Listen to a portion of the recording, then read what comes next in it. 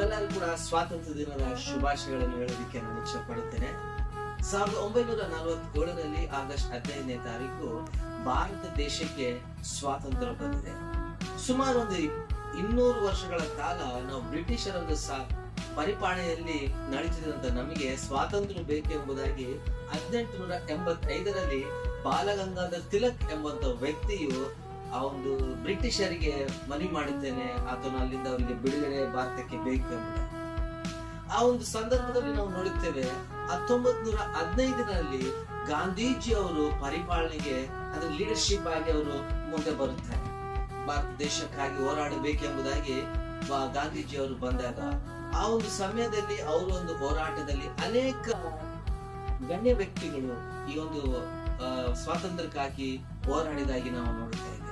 ಸುಮಾರು ಒಂದು ಆ ಹೋರಾಟ ಪ್ರಾರಂಭ ಆಗಿ 1945ರವರೆಗೆ ಅನೇಕ ಶೋಧನೆಗಳು ನಡೆದು, ಸತ್ಯಾಗ್ರಹಗಳು ನಡೆದು, ಅನೇಕ ಯುದ್ಧಗಳು ನಡೆದು, ಅನೇಕ ಹಿಂಸೆಗಳು ನಡೆದ್ರು. ಆದ್ರೂ ಕೂಡ ಭಾರತ ದೇಶದವರು ಹಿಂದೆ ಜರಿಯದಂತೆ ಬ್ರಿಟಿಷ್ ಸಾಮ್ರಾಜ್ಯದಿಂದ ಸ್ವಾತಂತ್ರ್ಯ ಬೇಕೆಂಬುದಾಗಿ ಅವರು ಹೋರಾಟವನ್ನು ಮಾಡಿದಾಗಿ ನಾವು ನೋಡ್ತೇವೆ. 1947 ನಮಗೆ ಸ್ವಾತಂತ್ರ್ಯ ಸಿಕ್ಕಿದೆ. ಸ್ವಾತಂತ್ರ್ಯವು ನಮಗೆ ಯಾವುದರಿಂದ ಸ್ವಾತಂತ್ರ್ಯ ಬೇಕೆಂಬುದಾಗಿ ಹೋರಾಡಿದ್ದಾರೆ ಅಂದ್ರೆ ಅವರು ಮುಖ್ಯವಾಗಿ ನಮ್ಮ ಪರಿಪಾಲನೆ ಭಾರತ ದೇಶದಲ್ಲಿ ಇರಬೇಕೆಂಬುದಾಗಿ ಭಾರತದವರು ಹೋರಾಟವನ್ನು ಮಾಡಿದ್ದಾರೆ. ನಮ್ಮ ಸಂಸ್ಕೃತಿಯು ಈ ಭಾರತ ದೇಶದಲ್ಲಿ ಇರಬೇಕೆಂಬುದಾಗಿ ಹೋರಾಟ ಮಾಡಿದ್ದಾರೆ.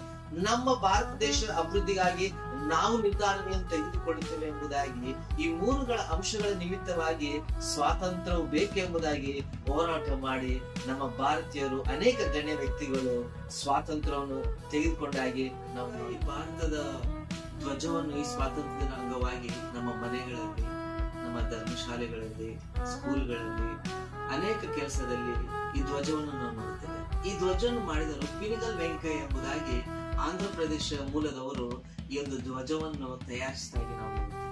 ಈ ಧ್ವಜದಲ್ಲಿರುವಂತಹ ಬಣ್ಣಗಳ ಬಗ್ಗೆ ಅರ್ಥಗಳನ್ನು ನಾವು ನೋಡಿ, ಕೇಸರಿ ಬಣ್ಣವನ್ನು ನಾವು ನೋಡುತ್ತೇವೆ ಧ್ವಜದಲ್ಲಿ. ಈ ಕೇಸರಿ ಬಣ್ಣ ಯಾವುದಕ್ಕೆ ಸೂಚನೆ ಅಂದ್ರೆ ನಮಗೆ ಶೌರ್ಯವು ಮತ್ತೆ ನಮಗೆ ಬೇಕಾದ ತ್ಯಾಗದ ಬಗ್ಗೆ ಇದು ಸೂಚಿಸುವಂತದ್ದಾಗಿರ್ತದೆ. ಭಾರತ ದೇಶದಿಂದ ನಮಗೆ ತ್ಯಾಗ ಮಾಡುವಂತ ಮನಸ್ಸು ಇರಬೇಕೆಂಬುದಾಗಿ, ಶೌರ್ಯರಾಗಿ ಏನೇ ಬಂದ್ರು ಕೂಡ ಎದುರಿಸುವಂತ ಧೈರ್ಯವು ನಮಗೆ ಇರಬೇಕೆಂಬುದಾಗಿ ಈ ಕೇಸರಿ ಬಣ್ಣದ ಒಂದು ಸೂಚನೆ.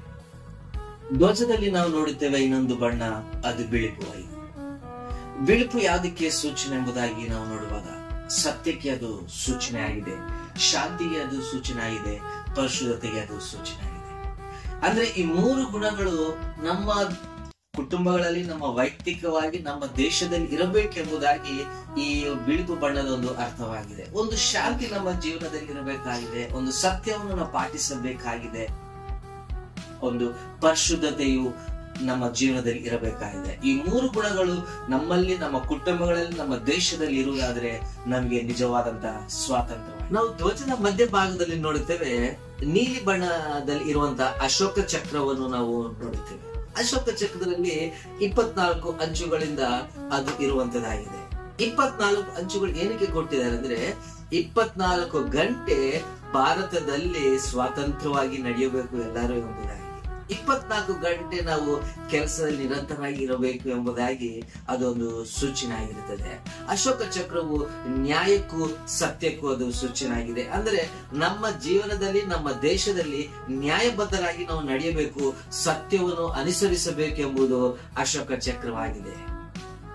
ಹಸಿರು ಬಣ್ಣವು ಯಾವುದಕ್ಕೆ ಸೂಚನೆ ಎಂಬುದಾಗಿ ನೋಡುವಾಗ ವಿಶ್ವಾಸ ಮತ್ತೆ ಸಮೃದ್ಧಿಗೆ ಅದು ಸೂಚನೆ ಆಗಿದೆ.